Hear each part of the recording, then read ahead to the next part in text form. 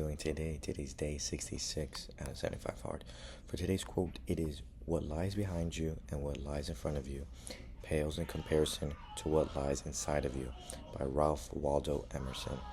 For me, the way I interpret this quote is, yes, whatever happened in the past is in the past, and whatever is going to happen in the future hasn't been created yet, but what is important is right now.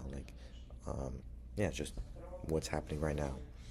So for me, that's the way I interpret the quote. Let me know in the comments. So for today's reading, I was talking about the usage of fire, and then also too, if you are not going to gain advantage from moving forward, then you shouldn't move.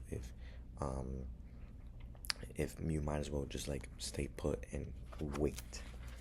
But for the fire, when fire breaks out inside the enemy's camp, respond at once with an attack from without.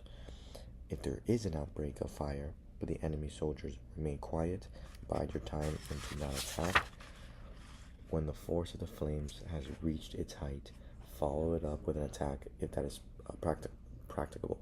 If not, stay where you are. If it is possible to make an assault with fire from without, do not wait for it to break out within, but deliver your attack at a favorable moment. When you start a fire, be to windward of it. Do not attack from the leeward. So I was just talking about just the usage of fire, and I'm on the last chapter,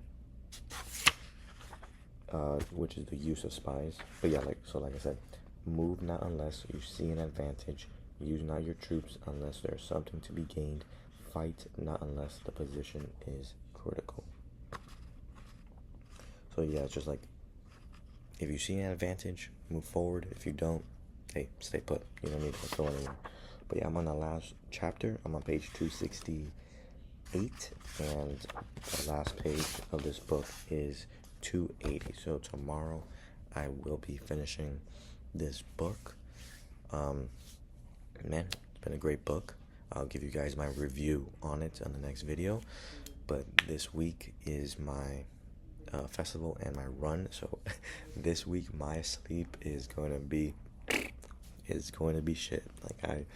I can see it just because how long the event is. I actually just searched it up. The event is from 3 p.m. to 4 a.m.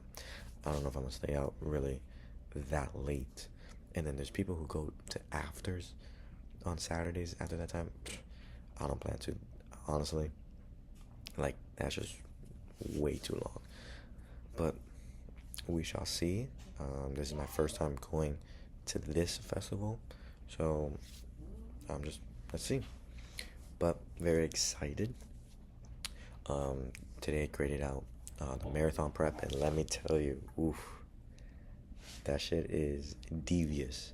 So this is my second marathon prep, and I'm including for the first time speed work. In my first marathon prep, I did not include that. All I was trying to do was have enough stamina to even run 26 miles. So this time I'm trying to run a little bit faster. So my first marathon was a 4 hour and 38. Hoping I'm gonna try to run a 3 hour and 30 marathon. So we shall see. Wrote out a whole plan. Like I said, I'm looking at it. It looks devious, but we shall see, because I'm now gonna see how I'm gonna include this with strength training, and then where as well am I gonna include high rocks training as well, because that's also a whole nother event. I don't know, do I start training that later on, or do I start maybe implementing a little bit? But for the high rocks, right, this is what the events include. So the high rocks is in April. My marathon is in February 2nd, and I'm planning to do two. If you saw the last video, planning to do maybe 2 each month, so like maybe February, March, and April, but definitely looking more for February, right? So for the High Rocks, what it includes, like the events, let me tell you exactly. So there's 8 events, and then between each event, you run 1 kilometer. One of the members at my gym told me about it. It seemed pretty cool. Like I saw some videos on it on social media, so I was like, you know what, it's pretty cool. Let's do it. And he told me that majority of this event is running. So like it's perfect for me now that I'm gonna be on this prep.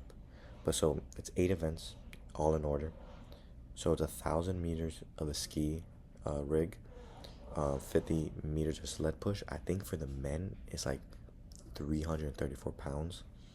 So sled push, then sled pull 50 meters, and then 80 meters of burpee broad jumps, then 1,000 meters of rowing, then 200 meters of farmer's carry, 100 meters of sandbag lunges, and then 100 wall balls. And then between all that, like you're running 1,000, 1 kilometer. But yeah, so we're gonna see how my body's gonna be going through it. But you know what?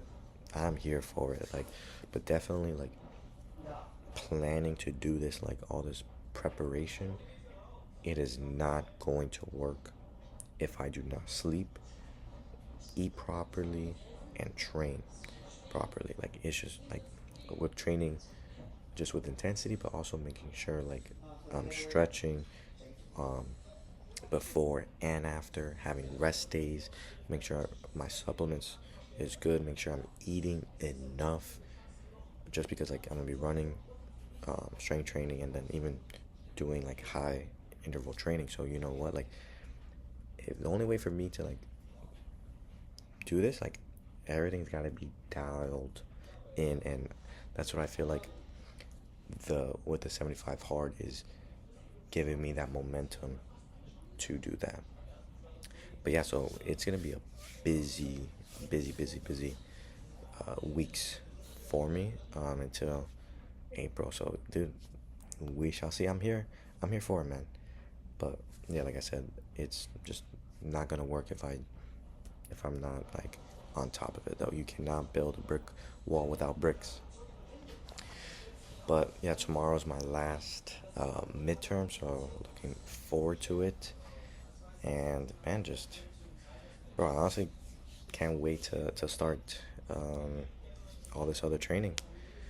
But yeah, so appreciate each moment, because you never know when it's your last, and tomorrow's not guaranteed for anyone. Don't put yourself in a box. Enjoy all areas of life. Have an amazing day.